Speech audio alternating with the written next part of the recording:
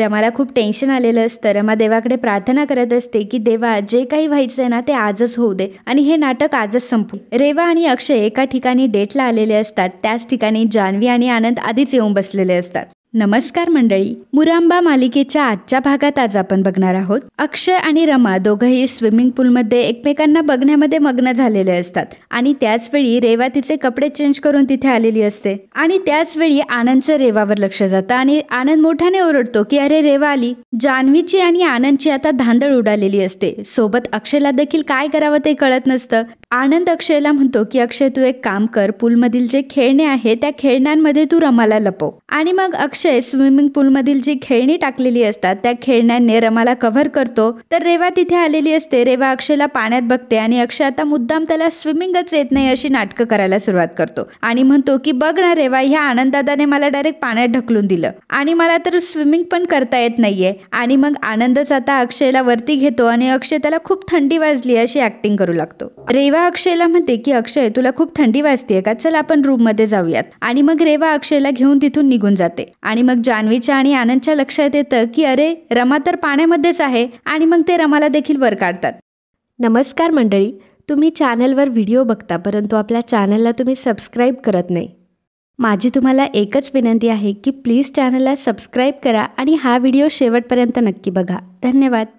इकडे पार्वती आजीने शशिकांत आणि रमाकांत ह्या दोघांनाही बोलावून घेतलेलं असतं. पार्वती आजी म्हणत असते की शशिकांतने आतापर्यंत माझा बिझनेस व्यवस्थितरित्या सांभाळला, पण रमाकांत तुझं काय, तुला आतापर्यंत घरच्या सपोर्टची गरज लागली आणि आता तू तर आजोबा होणार आहेस. पण आता आपलं कुटुंब देखील मोठं झालंय, त्यामुळे आपल्याला जरा आता प्रॉपर्टी बद्दल विचार करायला हवा. रमाकांत म्हणतो की आई तुला नक्की काय म्हणायचंय. शशिकांत म्हणतो की आई काय म्हणते एकदा तू ऐकून तरी घे. पार्वती आजी म्हणते की आता माझे थोडे दिवस राहिले, त्यामुळे सगळ्या गोष्टी ह्या पटकन व्हायला हव्यात. पुढे जाऊन उगाच काही भांडण तंटा व्हायला नको, म्हणून काही गोष्टी ह्या आताच घडलेल्या बऱ्या. शशिकांत म्हणत असतो की आई तू एकदम बरोबर बोलतीयस. रेवा अक्षयला घेऊन रूम मध्ये आलेली असते. अक्षयला तेव्हा खूप थंडी वाजत असते. तेव्हा रेवा म्हणत असते की अक्षय, मला माहिती आहे की तुला थंडी वाजते, परंतु आपल्याला आपल्या बाळासाठी, आपल्याला आपल्या फ्युचरसाठी काही गोष्टी बोलणं खूप गरजेचं आहे. मला माहिती आहे की मागे मी खूप गोष्टींमध्ये चुकली आहे आणि त्या गोष्टीचा मला गिल्ट देखील आहे. एकेकाळी तूही माझ्यावर खूप प्रेम करत होतास, तो भूतकाळ आठव ना तू एकदा, तू त्या सगळ्या गोष्टी आठव ना एकदा. तर अक्षय म्हणतो की हो हो आठवतंय मला. रेवा म्हणते की मग आपण तो काळ पुन्हा एकदा जगूयात ना, आपण आता एखाद्या डेटवर वगैरे जाऊयात ना. अक्षय म्हणतो की ठीक आहे आपण जाऊयात डेटवर, मी जरा कपडे वगैरे चेंज करतो आणि स्वेटर वगैरे घालून येतो. अक्षय तिथून निघून गेलेला असतो. रेवा मात्र मनोमन प्रचंड खुश झालेली असते आणि मनात म्हणत असते की आज मी अशी रेडी होणार आहे ना की अक्षय माझ्याकडे बघतच बसला पाहिजे आणि पुन्हा माझ्या प्रेमात पडला पाहिजे. पार्वती आजी शशिकांत आणि रमाकांतला म्हणत असते की आज मी माझं विल बनवणार आहे, त्यामुळे तुमच्या दोघांच्या काही अपेक्षा आहे का. रमाकांत म्हणतो की माझी काही अपेक्षा नाहीये. शशिकांत म्हणतो की तू फक्त याला 10 कुंड्या आणून दे, फक्त माती करायचा राहिलाय हा. रमाकांत पार्वतीला म्हणतो की आई माझी काहीही अपेक्षा नाहीये, परंतु मला हक्क नाही मिळाले तरी चालतील, परंतु माझ्या लेकीला आणि माझ्या मुलाला हक्क मिळाला पाहिजे, बाकी मला तुमच्याकडनं काही नकोय. पार्वती आजी रमाकांतवर ओरडते, परंतु रमाकांत आता पार्वती आजीचं काहीही न ऐकता आतमध्ये निघून जातात. पार्वती आजी शशिकांतला म्हणते की ठीक आहे, तो म्हटलाय माझी काही अपेक्षा नाही, त्यामुळे आता मला जे करायचंय ना ते मी करते. तर अक्षय आता रेडी झालेला असतो आणि रमा देखील छान साडी नेसून रेडी झालेली असते. रमा एक गुलाबाचं फूल घेते आणि अक्षयच्या खिशाला लावते आणि म्हणते की खरंच तुम्ही खूप छान दिसताय आज. अक्षय तिला म्हणत असतो की मी तिच्यासोबत चाललोय खरा, परंतु तिथे मला तू असायला हवीये.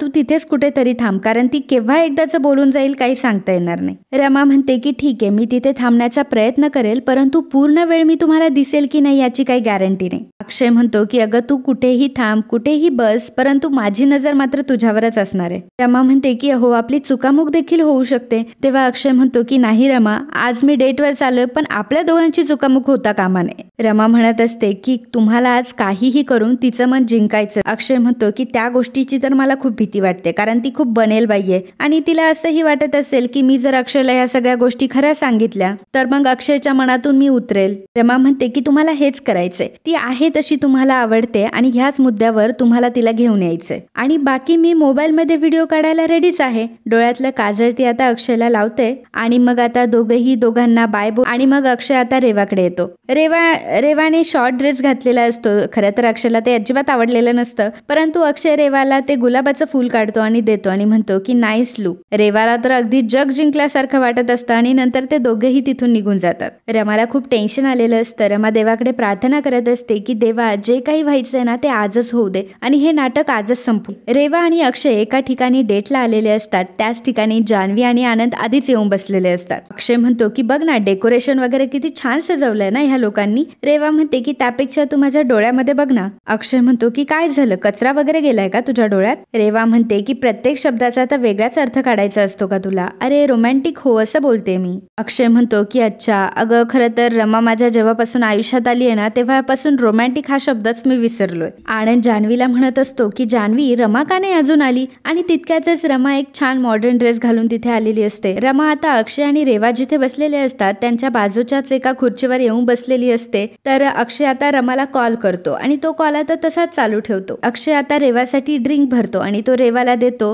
रेवा ते घेते आणि नंतर म्हणते की अरे अक्षय सॉरी, मी विसरलेस की मी प्रेग्नंट आहे. अक्षय म्हणतो की अरे चा, हिच्या तर लक्षात येऊन गेलं, आता मला पुढचं नाटक कंटिन्यू करावं लागेल. रेवा अक्षयला विचारते की अक्षय, तू माझ्या क्लासमध्ये वाईन का ओतलीस? तेव्हा अक्षय म्हणतो की एक्स्ट्रीमली सॉरी, अगं मी विसरलोच होतो. माहोलच इतका सुंदर आहे की मी पटकन तुला ऑफर करून टाकली. रेवा म्हणत असते की हो अक्षय, परंतु आपल्याला आपल्या बाळाची काळजी तर घ्यावीच लागणार ना. रेवा अक्षयला विचारते की अक्षय, तुला मी आवडते का रे? अक्षय म्हणतो की आता हा कुठला प्रश्न आहे? रेवा म्हणते की मी तुला तशीच आवडते की मी तुझ्या बाळाची आई आहे म्हणून आवडते. अक्षय म्हणतो की अगं तुम्हाला आधीपासूनच आवडत होती, पण मध्यंतरी काही गोष्टी घडून गेल्या त्यामुळे हे सर्व झालं. खरं म्हटलं तर माझ्या आयुष्यामध्ये रमा आली आणि माझ्या आयुष्याची खऱ्या अर्थाने वाट लागली. आणि तू मला सांगितलंस की बेशुद्ध असताना आपल्यामध्ये जे काही घडलं आणि त्यानंतर तर तू मला अजूनच आवडायला लागली. तुझ्यासोबत असलो ना की मला असं काहीतरी वेगळंच फील होतं आणि आता शेवटी आता माझं बाळ पण तुझ्या पोटात आहे. आपल्यामध्ये नक्कीच काहीतरी वेगळं नातं तयार होईल. रेवा म्हणते की हो अक्षय, मला माहिती आहे की खूप कॉम्प्लिकेशन्स आहे, त्यामुळे आपल्याला आपलं नातं कंटिन्यू करणं खूप गरजेचं आहे आणि त्यामुळे मला असं वाटतं की काही गोष्टी आपण ओपनली शेअर करायला पाहिजे. त्यातच म्युझिक सुरू होतं. जान्हवी आनंदला म्हणते की चल आनंद, आपण डान्स करूयात.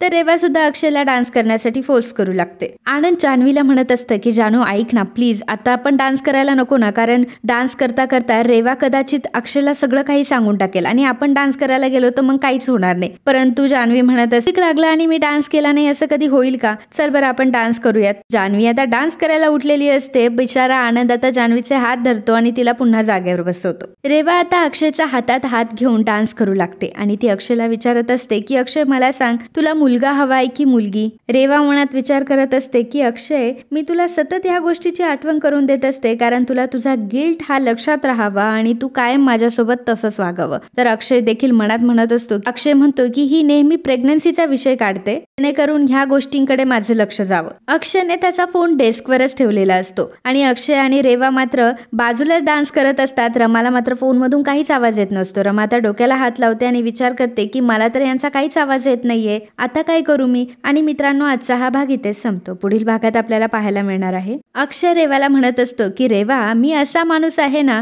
की बेबी मून साठी आलो होतो आणि हनीमून कधी झालं हेच मला कळलं नाही. खरं तर मी किती दुर्दैवी आहे. तेव्हा रमा म्हणत असते की अक्षय, अरे तू कशाला काळजी करतोस? तू कशाला स्वतःला दुर्दैवी म्हणतोस? मी प्रेग्नेंट नाहीये. अरे माझं तुझ्यावर खूप प्रेम आहे. अक्षय म्हणतो की खरंच? आणि तो लगेचच रेवाला मिठी मारतो आणि म्हणतो की रेवा, अगं तुम्हाला हे आधी सांगायचंच ना. रमा आणि अक्षयला आता तो पुरावा भेटलेलाच असतो कारण रेवा जे काही बोललेली असते ते रमाने सगळं रेकॉर्ड करून घेतलेलं असतं आणि आता रेवाचा पुरावा हा रमाच्या हातामध्ये असतो. तर मित्रांनो, असेच मुरांबा मालिकेचे डेली अपडेट बघण्यासाठी आत्ताच आपल्या चॅनलला सबस्क्राईब करा आणि हा व्हिडिओ जर तुम्हाला आवडला असेल तर व्हिडिओला लाईक आणि कमेंट करायला अजिबात विसरू नका. धन्यवाद.